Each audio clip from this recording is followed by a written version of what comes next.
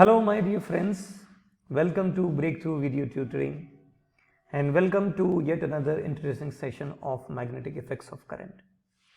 So far हम लोग एक करंट कैरिंग कंडक्टर के वेरियस पार्ट्स, वेरियस टाइप्स में, चाहे वो स्ट्रेट लाइन हो, चाहे वो करंट कैरिंग सर्कुलर लूप हो या सोलेनॉइड हो, इनमें हम करंट के फ्लो से जो मैग्नेटिज्म जनरेट होता है और उससे रिलेटेड एप्लीकेशंस को समझ चुके हैं. इवन हम लोगों ने लास्ट क्लास में इलेक्ट्रोमैग्नेट्स के बारे में भी बात की थी.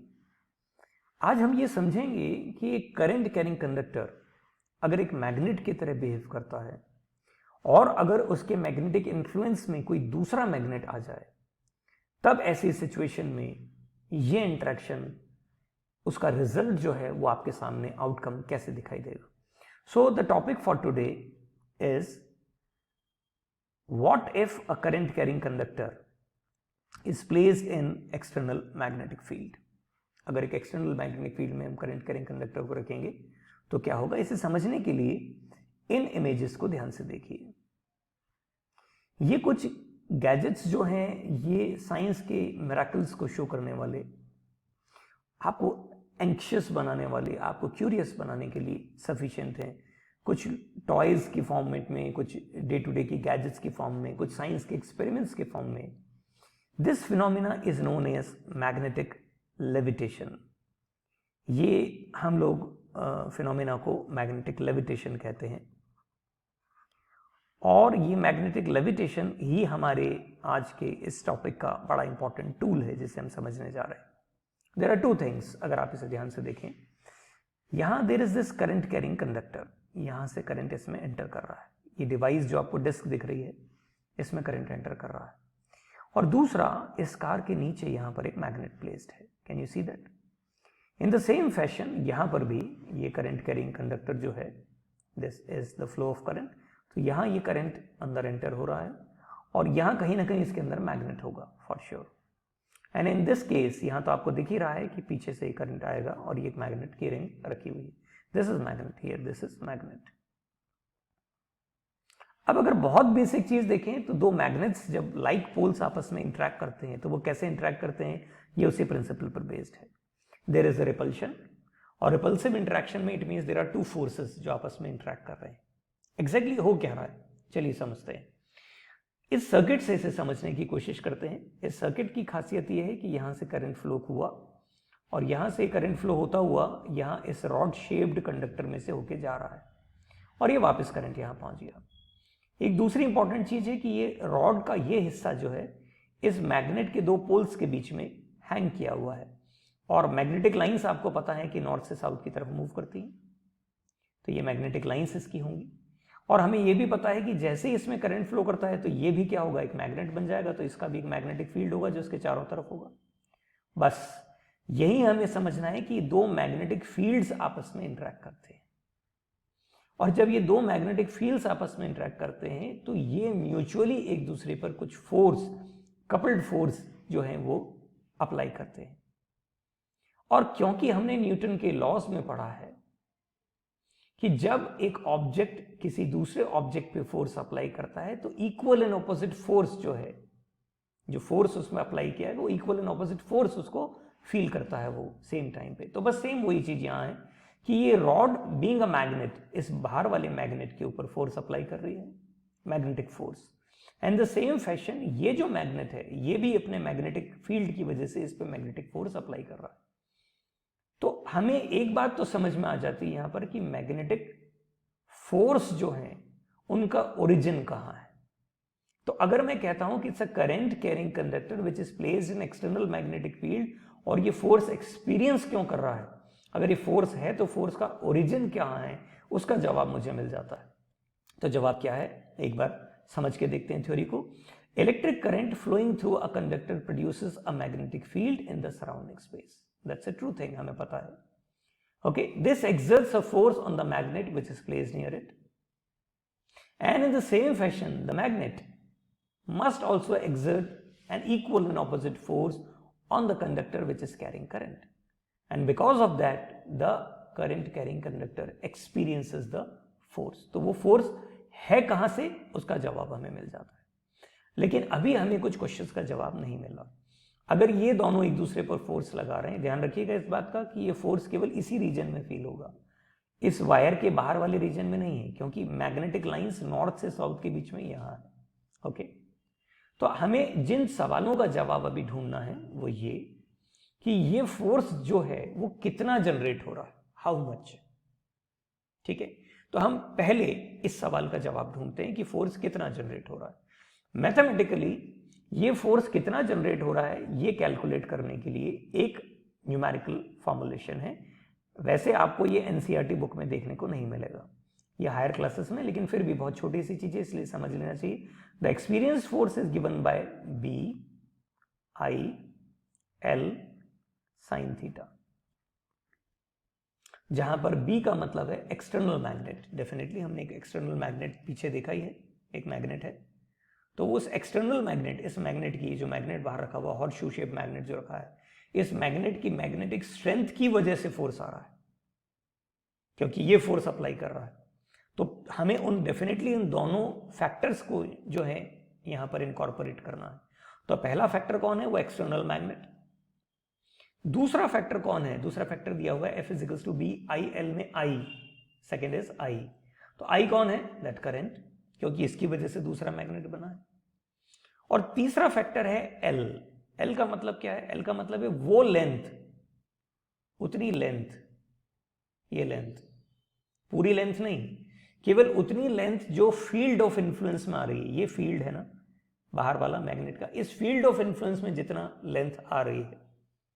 ये तीन फैक्टर्स के अलावा चौथा इंपॉर्टेंट फैक्टर है कि इनके बीच में, इन जो मैग्नेटिक फोर्सेस हैं इनके बीच में एंगल क्या है। दैट इज वेरी इंपॉर्टेंट कि ये एंगल एक दूसरे के साथ, ये दोनों फोर्सेस जो हैं, दोनों फील्ड्स जो हैं, ये आपस में एक दूसरे के साथ में क्या एंगल बना रहे हैं। इसका आई होप आपने जब ट्रिग्नोमेट्रिक रेशियो पढ़े होंगे तो आपको पता होगा कि साइन, एक्सट्रीम वैल्यूज ले रहा हूं मैं, सारी वैल्यूज नहीं ले रहा हूं, साइन 0 डिग्री अगर आपने देखा होगा, 0 डिग्री दैट विल बी 0, और साइन 90 डिग्री अगर आपने देखा हो तो दैट इज व्हाट 1। ये आपने पढ़ा है। तो इन एक्सट्रीम वैल्यूज के बीच की वैल्यूज की बात नहीं करेंगे, लेकिन ये दिख रहा है कि अगर साइन थीटा की वैल्यू 0 है, ठीक है ना, यानी कि ये पूरा फ्रैक्शन 0 होने पर क्या होगा, और साइन 90 डिग्री होने पर, ये वैल्यू 1 होने पर ये क्या होगा, ये भी आपके समझ में आया। तो जैसा मैंने आपसे कहा था हम स्टेप बाय स्टेप चल रहे हैं। तो हमें अभी एक सवाल का जवाब मिला कि फोर्स है क्यों, फिर हमें दूसरे सवाल का जवाब मिला कि ये फोर्स कैलकुलेट कैसे किया जाएगा, और इस फॉर्मूले में ये तीन चीजें क्या हैं, B that is the applied magnetic field, L is the length of the conductor within the field of influence. I must say it is within the field of influence. And the third thing is current strength. ये current क्योंकि इसी से दूसरा magnet बनेगा, और theta इनके बीच का angle between I and B angle. Okay, अब ये दो सवाल के हमें जवाब मिल गए। अभी भी दो सवाल और पेंडिंग है। वो क्या है, जरा ध्यान से देखिए। ये सवाल है कि अगर ये फोर्स एप्लीकेबल यहां है, अगर मान लीजिए फोर्स अप्लाई हो रहा है, फोर्स एक वेक्टर क्वांटिटी आपको बता दिया गया, तो एक डायरेक्शन बेस्ड क्वांटिटी है, तो इसका डायरेक्शन क्या होगा, इस फोर्स का डायरेक्शन क्या होगा। दो चीजों में से एक चीज मूव कर रही है, एक्सटर्नल मैग्नेट, और उस हैंगिंग रॉड में से हमने देखा हैंगिंग रॉड मूव करेगी, लेकिन वो डायरेक्शन क्या होगा हमें नहीं पता अभी, ठीक है। और उस डायरेक्शन को कैसे कैलकुलेट किया जाएगा, क्योंकि फोर्स वेक्टर क्वांटिटी कुछ भी डायरेक्शन हो सकता है। दूसरी बड़ी बात, वो कौन से फैक्टर्स हैं जिनसे फोर्स का मैग्नीट्यूड डिसाइड होगा। हमें ये तो पता लग गया कि फोर्स कैलकुलेट कैसे होगा, लेकिन अदर देन ये जो फैक्टर्स आपको दिख रहे हैं, किस तरह से इसके मैग्नीट्यूड, अमाउंट को, फोर्स को डिसाइड करेंगे। ओके, तो हम इसे समझने के लिए आगे बढ़ते हैं। सबसे पहले क्वेश्चन का आंसर देखेंगे कि फोर्स के डायरेक्शन को कैसे कैलकुलेट किया जाएगा। तो फोर्स के डायरेक्शन को कैलकुलेट करने के लिए जो रूल हम काम में ले रहे हैं, that is Fleming's left hand rule. इस चैप्टर के बिगिनिंग में हमने राइट हैंड थंब रूल काम में लिया था, वहां ये नेम नहीं आया था, so this is different thing. Fleming's left hand rule left hand rule के, फ्लेमिंग्स के लेफ्ट हैंड रूल को समझने के लिए हमें ये मानना होगा कि जिन 3 चीजों के बारे में बात हो रही है, दैट इज बी, आई और फोर्स, एल नहीं, 3 चीजें कौन है यहां पर? B that is external magnetic strength, external magnetic field, उसका डायरेक्शन, आई यानी करंट का डायरेक्शन, और तीसरा फोर्स का डायरेक्शन। तीनों डायरेक्शन बेस्ड क्वांटिटीज को हम इस लेफ्ट हैंड रूल से आपस में रिलेट करने की कोशिश कर रहे हैं। कैसे? ध्यान से देखिए, आपके लेफ्ट हैंड को, ये लेफ्ट हैंड, आपके विजुअल्स को प्रॉपर रखने के लिए मैंने यहां पर इनसेट में, ठीक है ना, इनसेट में जो फिगर है इसको रिवर्स किया हुआ है, ठीक है ना, सो दैट लेफ्ट हैंड का एप्लीकेशन आपको इजीली समझ में आए। तो लेफ्ट हैंड जो है, इस लेफ्ट हैंड में 4 फिंगर, थंब और मिडिल फिंगर या सेकंड फिंगर को कुछ इस तरह से अलाइन कीजिए कि तीनों एक दूसरे के 90 डिग्री एंगल पे आ जाएं। सबसे पहले अपने इस फिंगर को पॉइंट कीजिए जैसे हम किसी को पॉइंट करते हैं। अब इसके कॉन्ट्रास्ट में 90 डिग्री एंगल पे इस फिंगर को ओपन कीजिए, और फिर इन दोनों के कॉन्ट्रास्ट में इस थंब को 90 डिग्री पर ओपन कीजिए। Is this okay? In this way तीनों इनिशिएट यहां से करेंगे, शुरुआत यहां से करेंगे, फिर इसे इसके 90 डिग्री पर ओपन करेंगे और इसे इसके 90 डिग्री पर ओपन करेंगे। अब सवाल ये कि ये तीनों चीजें हैं क्या, तो ध्यान से समझिए। ये इंडिकेटिव है कि अगर direction of external magnetic field जो है, अगर इस फर्स्ट फिंगर से इंडिकेट किया जा रहा है, अगर मान लीजिए मैं अपने थंब, इस फर्स्ट फिंगर को एक्सटर्नल मैग्नेटिक फील्ड के डायरेक्शन में प्लेस कर दूं और बिना इसे मूव किए, इस डायरेक्शन को बिना चेंज किए, इस फिंगर को, जो सेकेंड या मिडिल फिंगर है, इसे करंट के डायरेक्शन में प्लेस कर दूं, तो थंब ऑटोमेटिकली जो है वो फोर्स के डायरेक्शन को इंडिकेट करेगा। ये रूल है। I repeat, what is the rule? आपको फोर्स का डायरेक्शन कैलकुलेट करना है तो अपनी इस फर्स्ट फिंगर को एक्सटर्नल मैग्नेटिक फील्ड के डायरेक्शन में रख दीजिए, बिना इसे वहां से हटाए। अगर इस मिडिल फिंगर को करंट के डायरेक्शन में प्लेस कर दिया जाए 90 डिग्री पर और फिर थंब को ओपन कर दिया जाए, तो ऑटोमेटिकली थंब जो है वो फोर्स के डायरेक्शन को इंडिकेट करेगा। स्टूडेंट कहता है मुझे तो समझ में नहीं आया। कोई दिक्कत नहीं, लेट्स सी, आपके अब समझ में आ जाएगा।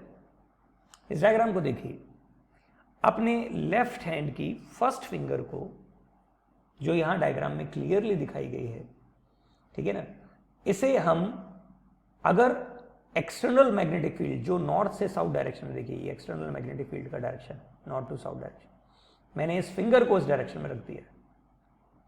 ये एक करंट कैरिंग कंडक्टर है जिसमें करंट का डायरेक्शन यहां है, आउटवर्ड, बाहर की तरफ। तो मैंने इस फिंगर को देखिए इसके 90 डिग्री एंगल पर ओपन किया है, ये 90 डिग्री एंगल है, और इस 90 डिग्री एंगल पे ओपन करके इसे करंट के डायरेक्शन में अगर रख दिया है और फिर थंब को वापस 90 डिग्री एंगल में ओपन किया है, तो देखिए थंब ऊपर की तरफ पॉइंट आउट कर रहा है, तो ऑटोमेटिकली ये वायर जो है, ये जो वायर है, ये इस डायरेक्शन में मूव करेगा, यानी ये मूव ऊपर की तरफ आ जाए। यानी कि अगर इस दो मैग्नेट्स के बीच में मैं इस वायर को प्लेस करूं और इसमें करंट जा रहा है, तो ऑटोमेटिकली वायर क्या होगा, ऊपर की तरफ मूव करेगा। ठीक है, इसे एक एक्सपेरिमेंट से करके देख लेते हैं तो और भी अच्छा रहेगा अगर हम इसको देख लें। लेकिन ये तय हो गया कि ये फोर्स का डायरेक्शन इस तरह से कैलकुलेट किया जा सकता है। Okay, so according to this rule, definition भी पढ़नी जरूरी है। Stretch the thumb, forefinger and the central finger of your left hand such that they are mutually perpendicular. This is the condition. ये शर्त है कि आपस में क्या होने चाहिए, परपेंडिकुलर होने चाहिए। ऐसी सिचुएशन में thumb represents the direction of force experienced by the conductor only if the forefinger is indicating the direction of external magnetic field and the middle finger or the central finger is indicating the direction of electric current. Electric current means positive to negative, remember this. Okay, एक experiment से इसे समझते हैं। इस experiments की जो detail है वो आपको बहुत बुक्स में नहीं मिलेंगी, लेकिन हम सिस्टमैटिकली पढ़ेंगे एक एक करके। पहले हम उस दूसरे सवाल का भी जवाब ले लेते हैं। पहला सवाल तो जवाब मिल गया हमें कि डायरेक्शन कैसे कैलकुलेट किया जाता है। दूसरा सवाल था कि कितना फोर्स एक्सपीरियंस होगा किस बात पे डिपेंड करेगा। तो देखिए जरा फॉर्मूला क्या था, F was given by B I L sin theta. मैंने सारे फैक्टर्स यहां पर ले लिए हैं जो इस फोर्स के मैग्नीट्यूड को डिसाइड करने वाले। The first thing, as it is indicated कि ये करंट के डायरेक्टली प्रोपोर्शनल है, so the force increases if the current strength is increased. Increase in current strength से बढ़ेगा, आई के directly proportional, I can say F is directly proportional to I. The second thing, it increases with the intensity of the external magnetic field. External magnetic field. It means F is directly proportional to the strength of external magnetic field. It increases with the length of the wire within the magnetic field. ध्यान रखिएगा magnetic field के influence में. So F is also directly proportional to L. Sin theta की value कैसे indicative है, ध्यान से देखिए, रिलेटेड है। Never forget, यह mentioned है clearly. Force on a current carrying straight line rod or a wire, straight line mentioned है, straight line rod, ठीक है, is largest when the direction of the current is at right angles to the direction of magnetic field। यानी B और I के बीच में, B और I के बीच में right angle हो। अगर B का डायरेक्शन ये है तो I का डायरेक्शन ये होना चाहिए। रीजन बहुत क्लियर है। साइन 90 की वैल्यू क्या होती है बताइए, अभी हमने देखी थी साइन 90 की वैल्यू होती है 1। ऐसी सिचुएशन में जैसे ही 1 आ जाएगी साइन 90 की value, automatically F is equals to BIL हो जाएगा। तो ये मैक्सिमम वैल्यू आपको यहां दिखाई दी।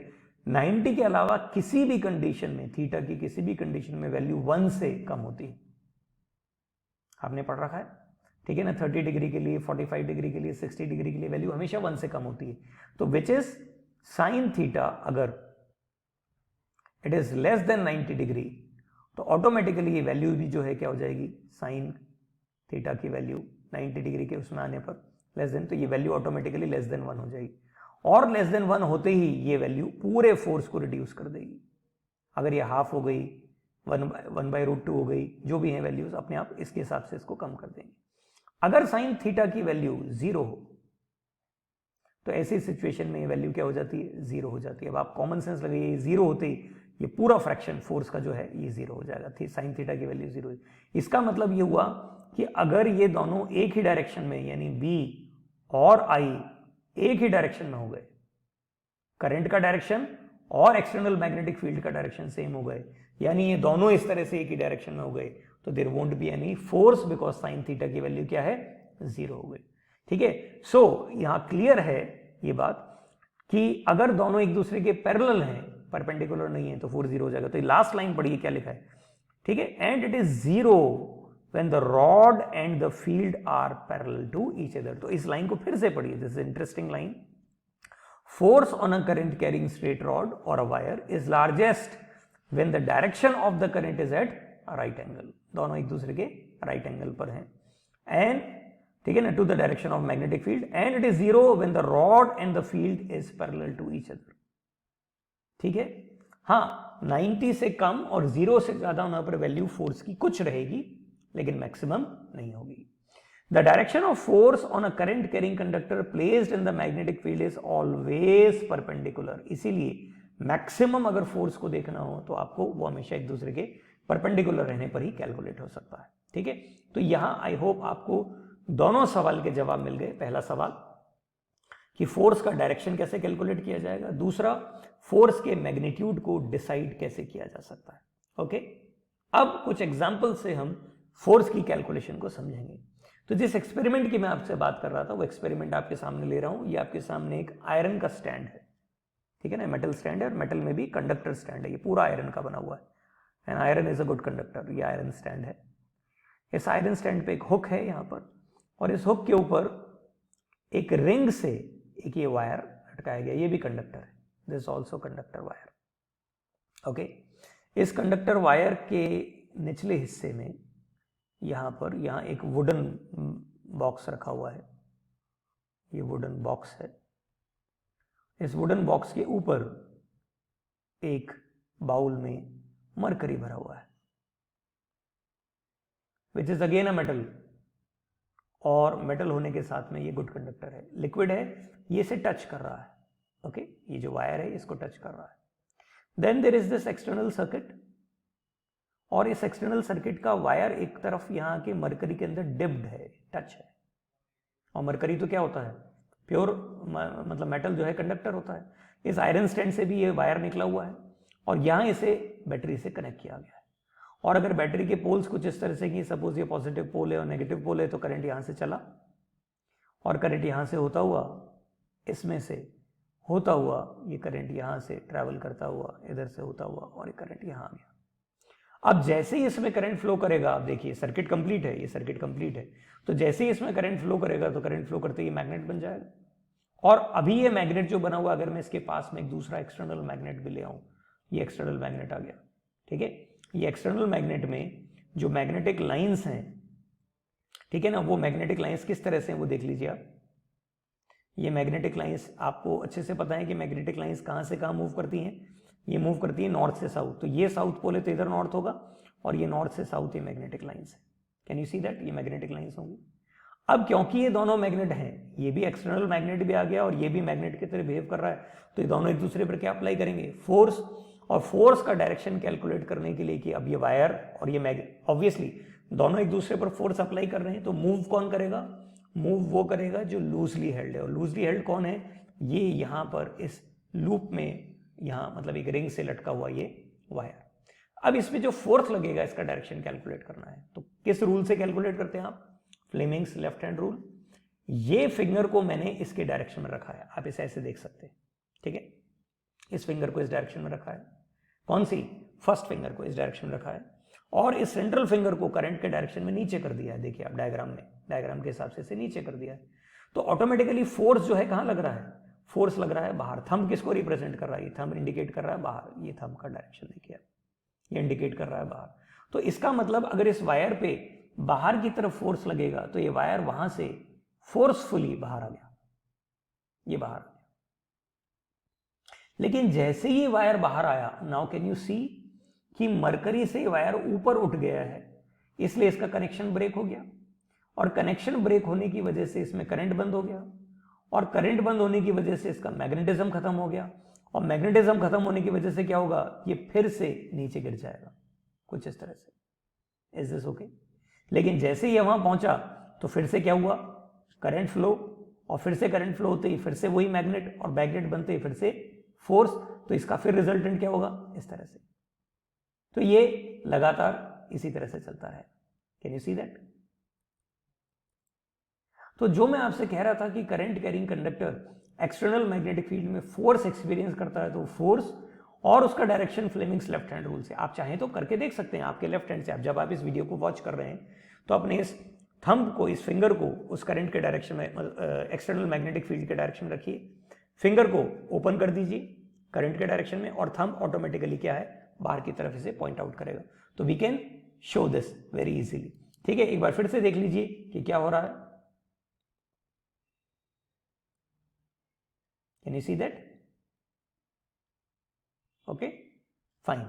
तो अब हम यहां पर कुछ दूसरे एग्जाम्पल से, और जो क्वेश्चंस हमसे पूछे जाते हैं उन क्वेश्चंस के बिहाफ पे, इन फोर्स से रिलेटेड, फोर्स के डायरेक्शन से रिलेटेड कुछ क्वेश्चंस को सॉल्व कर। तो here are few examples. Find out the direction of force experienced by the conductor in the following cases. Okay, so here are the first example we are starting. This is the external magnetic field. North से south direction में जो है वो magnetic lines इसकी होंगी, magnetic field का direction ये होगा, और यहाँ एक करंट कैरिंग कंडक्टर रखा हुआ है जिसमें करंट का डायरेक्शन आपको डाउनवर्ड्स दिख रहा है। नाउ हम हमारे लेफ्ट हैंड रूल को जब अप्लाई यहाँ पर करेंगे तो आपको पता है कि लेफ्ट हैंड रूल के हिसाब से जो फर्स्ट फिंगर होती है उसको हम एक्सटर्नल मैग्नेटिक फील्ड के डायरेक्शन में रखेंगे, यानी लाइक दिस, और फिंगर को जो है वो सेकंड जो सेंट्रल फिंगर है उसको इसके परपेंडिकुलर लाते हुए करंट के डायरेक्शन में ओपन कर देंगे। Can you see that? Okay, अब इस सिचुएशन में आप देखिए कि जो थंब है उस थंब का डायरेक्शन कहाँ है। अगर आप इसे खुद ट्राई करते तो थंब आपको आपकी तरफ दिखाई देगा। आपकी तरफ दिखाई देने का मतलब हो गया कि ये इस प्लेन ऑफ पेपर से, ये जो प्लेन ऑफ पेपर है, इस प्लेन ऑफ पेपर से ये क्या होगा, बाहर की तरफ। तो हमारा जो आंसर होगा यहाँ पर, वो हमारा आंसर होगा आउटवर्ड। जो डायरेक्शन है फोर्स का वो क्या होगा, आउटवर्ड, और we can say outside the plane of paper, outside the plane of paper, outside the plane of paper, या towards the observer, you can say that. ठीक है ना, ऑब्जर्वर आप हैं तो आपकी तरफ ऐसा होगा। ओके, तो अगर ये सिचुएशन ऐसी नहीं हो, कुछ डिफरेंट हो, सपोज कोई स्टूडेंट के कि नहीं ये तो नॉर्थ साउथ डायरेक्शन कुछ इस तरह से, तो ठीक है, और करंट कैरिंग कंडक्टर जो है वो इस डायरेक्शन में, ठीक है ना, यानी left to right, and it's easy. देखिए ये एक्सटर्नल मैग्नेटिक फील्ड का डायरेक्शन, पहले इस फर्स्ट फिंगर को रखा जाएगा, ठीक है ना, एक्सटर्नल मैग्नेटिक फील्ड में, और बिना इसे चेंज किए आप इस फिंगर को करंट के डायरेक्शन में ओपन करेंगे। तो करंट के डायरेक्शन में आपने इसे ओपन कर दिया, अब आप थंब को ओपन करेंगे, तो एज यू कैन सी ये सेम सिचुएशन यहां आपको दिखाई देगी। Is this okay? तो वापस से ये जो डायरेक्शन आपको दिखाई दे रहा है, ये डायरेक्शन क्या है, आउटवर्ड, ये आउटवर्ड, एंड बिलीव मी इसका रिवर्स करते ही ये डायरेक्शन भी चेंज हो जाएगा। यानी अगर उसी ऊपर वाले क्वेश्चन में, जो फर्स्ट क्वेश्चन था, अगर मैं करंट के डायरेक्शन को जो है वो करंट के डायरेक्शन को ऊपर की तरफ कर दूं, तो ठीक है ना, देखिए इस तरह से सेम वही चीज थी, और करंट का डायरेक्शन ऊपर कर दिया गया हमने। और इसी तरह से यहां पर भी सिचुएशन है कि अगर करंट का डायरेक्शन, यहां ये मैग्नेटिक फील्ड का डायरेक्शन है नीचे, और करंट का डायरेक्शन रिवर्स कर दिया गया है, यानी कि यहां कर दिया इस तरफ डायरेक्शन में, तो थंब का डायरेक्शन क्या हो जाएगा, रिवर्स हो जाएगा, है ना। तो हम इस तरह के क्वेश्चंस को ट्राई कर सकते हैं। कुछ और क्वेश्चंस हैं जिन्हें हमें ट्राई करना चाहिए। एक और एग्जांपल से इसे समझने की कोशिश करते हैं। वो एग्जांपल क्या है, मान लीजिए इस बार करंट का एक्सटर्नल मैग्नेटिक फील्ड टॉप से बॉटम की तरफ है, यानी नीचे है, ठीक है, इस तरह से, और करंट का डायरेक्शन देखिए, करंट का डायरेक्शन राइट से लेफ्ट, जैसा यहाँ डायग्राम में दिख रहा है आपके राइट से लेफ्ट में, तो वही फ्लेमिंग्स लेफ्ट हैंड रूल को अप्लाई करेंगे, और देखिए कि थंब कहाँ आ रहा है, बाहर की तरफ वापस से। तो ठीक इसी तरह से थंब का डायरेक्शन ये होने की वजह से ये हम वापस क्या लिखेंगे, आउटवर्ड। स्टूडेंट कहेगा कि सारे क्वेश्चंस में आउटवर्ड ही डायरेक्शन आना है, ऐसा नहीं है, डायरेक्शन बहुत सारे हो सकते हैं, लेकिन हाँ डायरेक्शन हर बार एक दूसरे के रिवर्स ही आते हैं, ये तय बात है, ठीक है। वन मोर एग्जाम्पल, ठीक है, इस बार मैग्नेटिक लाइंस नॉर्थ से साउथ इस डायरेक्शन में है एक्सटर्नल मैग्नेटिक फील्ड की, और करंट ऊपर की तरफ है, ठीक है ना, तो यहाँ और इस तरह से।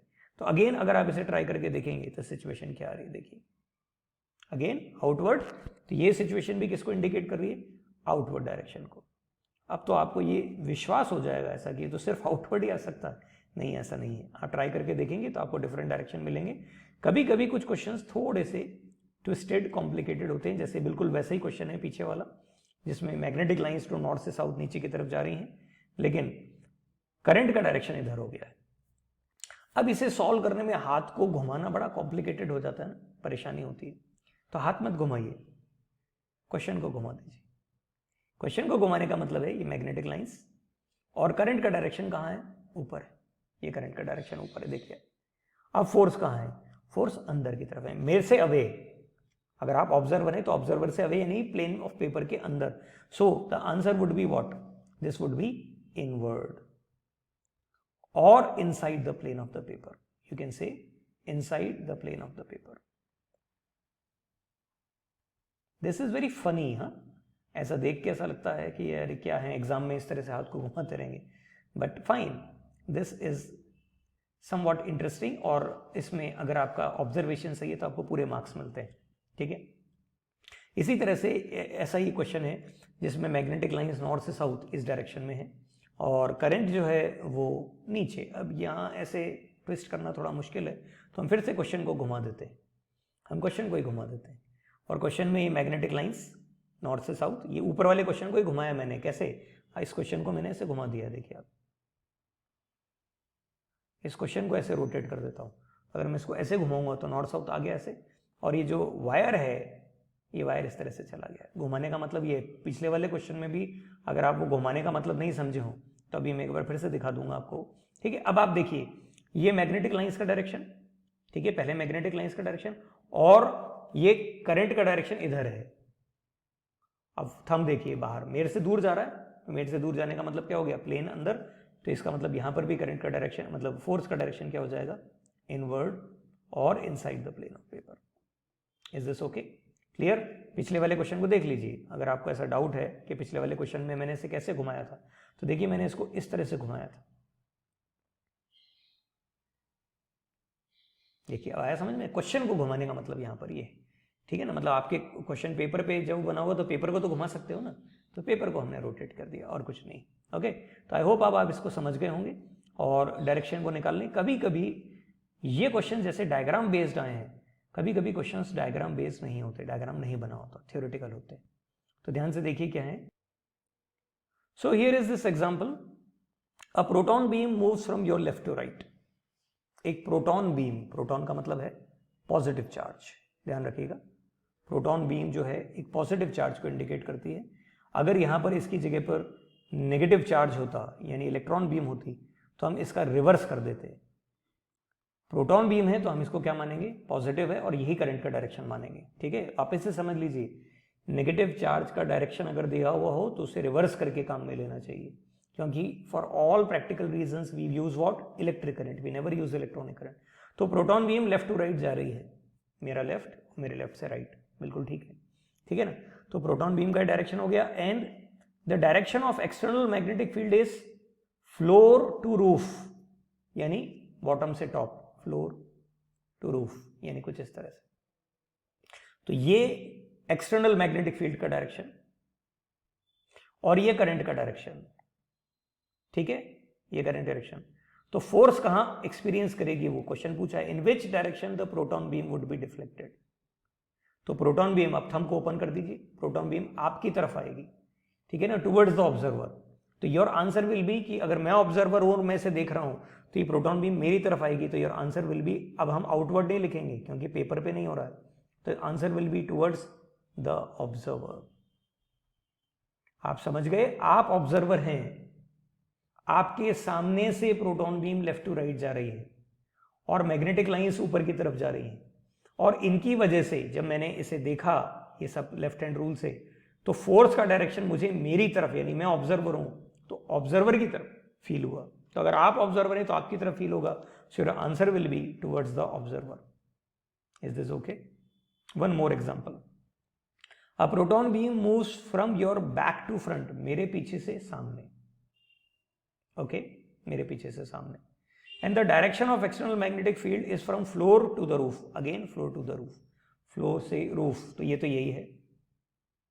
अब इसको बिल्कुल ऐसे ही रखते हुए मुझे करंट के डायरेक्शन को बैक से फ्रंट की तरफ लाना है, बैक से फ्रंट, ये है करंट का डायरेक्शन। तो देखिए इनको ऐसे रखते हुए बैक से फ्रंट, बैक से फ्रंट, और ये थंब इसे ओपन कर दिया, ठीक है ना। तो ऑटोमेटिकली करंट का डायरेक्शन और फोर्स क्या होगा? तो इसका मतलब ये हुआ कि प्रोटॉन बीम पीछे से आएगी, एक्सटर्नल मैग्नेटिक फील्ड ऊपर है ये, और फोर्स ऐसा, यानी कि वो प्रोटॉन बीम जैसे एंटर होगी राइट की तरफ, इस डायरेक्शन में बेंड हो जाएगी। तो your answer will be what? Towards right.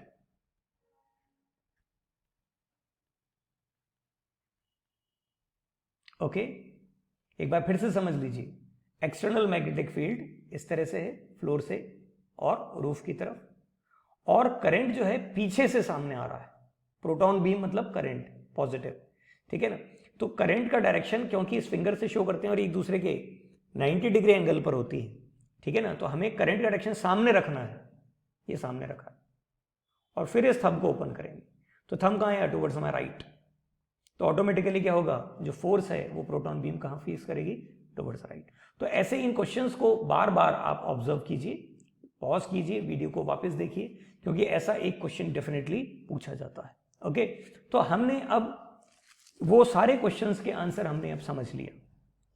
हमने देख लिया कि एक करंट कैरिंग कंडक्टर को एक्सटर्नल मैग्नेटिक फील्ड में रखते हैं तो वो फोर्स क्यों फील करता है। हमने ये भी देखा कि वो फोर्स को मैथमेटिकली कैसे रिप्रेजेंट किया जाता है, BIL sin थीटा। हमने देखा कि उस फोर्स का डायरेक्शन कैसे निकाला जाता है, फ्लेमिंग्स लेफ्ट हैंड रूल, और लेफ्ट हैंड रूल के सारे पार्ट्स जो हैं, ठीक है। फिर हमने ये समझा कि ये करंट की स्ट्रेंथ, ये जो फोर्स की स्ट्रेंथ है, ये कितना फोर्स फील करेगा कोई कंडक्टर, वो किस पे डिपेंड करता है, तो वो हमने देखा। फिर इस पर बेस्ड कुछ एग्जाम्पल्स हमने देखे जो डायग्राम बेस्ड थे, कुछ डायग्राम। तो अब हम आपके सामने जो कुछ हमने पढ़ा है उसकी कुछ एप्लीकेशंस ले रहे हैं। उन एप्लीकेशंस में पहला एप्लीकेशन, ये आपने करंट इलेक्ट्रिसिटी चैप्टर में अमीटर्स और वोल्ट मीटर्स के बारे में आपने पढ़ा है। ये दोनों डिवाइसेस जो हैं ये इलेक्ट्रिक सर्किट के अंदर इन अप्लायंसेस को जब हम इलेक्ट्रिसिटी से फ्लो से कनेक्ट करते हैं तब हम इन नीडल्स के डिफ्लेक्शन को ऑब्जर्व करके और पोटेंशियल डिफरेंस और करंट को मेजर करते हैं। इवन गैल्वेनोमीटर भी यही करता है। जिस सिंपल प्रिंसिपल पर ये बेस्ड है वो ये कि इन डिवाइसेस में कहीं ना कहीं एक एक्सटर्नल मैग्नेट अटैच्ड है और नीडल जो कि कंडक्टर है जैसे ही इसमें करंट फ्लो करता है ये भी एक मैग्नेट की तरह बिहेव करने लगती है और उन दो मैग्नेट्स, एक जो इनमें एसोसिएटेड अटैच्ड है और ये नीडल जो मैग्नेट की तरह बिहेव करी, उनके इंट्रैक्शन से जो फोर्स जनरेट होता है उससे ये नीडल डिफ्लेक्ट होती है। तो जितना फोर्स जनरेट होगा उतना ही नीडल का डिफ्लेक्शन होगा। ये डिसाइड करता है कि कितना करंट, कितना पोटेंशियल डिफरेंस।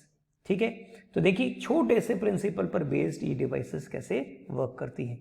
इसके अलावा इलेक्ट्रिक मोटर्स, जनरेटर्स, जहां कहीं आपको इलेक्ट्रिसिटी मैकेनिकल वर्क में कन्वर्ट होती दिखाई दे वहां ये प्रिंसिपल है। इलेक्ट्रिक फैन, इलेक्ट्रिक मोटर्स जितने भी हैं वो क्या करती हैं, इलेक्ट्रिसिटी को मैकेनिकल वर्क में कन्वर्ट करती हैं। ठीक है ना, लाउड स्पीकर्स हैं, माइक्रोफोन्स हैं, ये सब इसी डिवाइस पर बेस्ड हैं जो वर्क करते हैं। ठीक है, अब इसके अलावा हमें ये भी समझना चाहिए कि हम एज अ ह्यूमन बीइंग और एनिमल्स जो हैं उनमें जिनमें नर्वस सिस्टम, ठीक है, हमने सभी ऑर्गेनिजम्स में नर्वस सिस्टम होते हैं, बस ये है कि वो एक सिस्टमैटिक ऑर्गन सिस्टम के फॉर्म में हाईली इवॉल्व ऑर्गेनिजम्स में, बाकी नर्वस सिस्टम अलग अलग फॉर्मेट में अलग अलग ऑर्गेनिजम्स में होते हैं। लेकिन जो बेसिक प्रिंसिपल है वो ये कि नर्व या नर्व सेल्स या नर्वस सिस्टम इलेक्ट्रिकल सिग्नल्स की वर्किंग पर चलता है। तो अगर ह्यूमन बीइंग्स में ये इलेक्ट्रिकल सिग्नल्स नर्वस सिस्टम के जो एक बेसिक कंपोनेंट को डिजाइन करते हैं तो हम ये समझ सकते हैं कि हमारी बॉडी में इलेक्ट्रिसिटी या इलेक्ट्रिक के सिग्नल्स के फ्लो करने की वजह से टेम्परेरी मैग्नेटिज्म जनरेट होता है।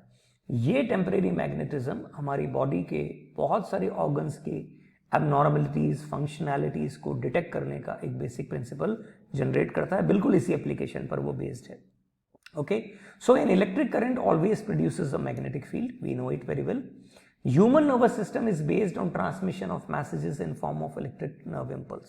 So, this weak ion current that travels along the nerve cell in our body produce temporary magnetic fields.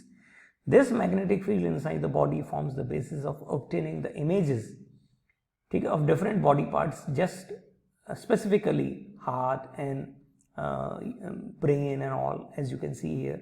And this is what we call magnetic resonance imaging or MRI. So analysis of these images help in medical diagnosis. ये एक बहुत important tool बनाता है medicine industry का।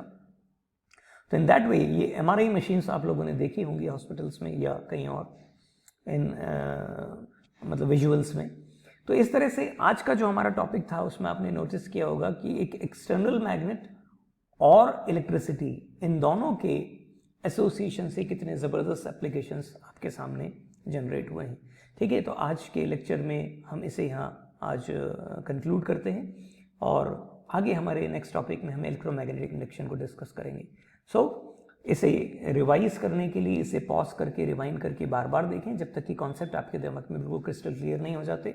Direction based खास तौर पे जो पार्ट्स हैं उनको, ठीक है ना, जो फोर्स के डायरेक्शन को कैलकुलेट करने वाले पार्ट्स हैं उनको बार बार देखिए। Okay, so stay tuned, will be meeting you again very soon. Till then, bye bye.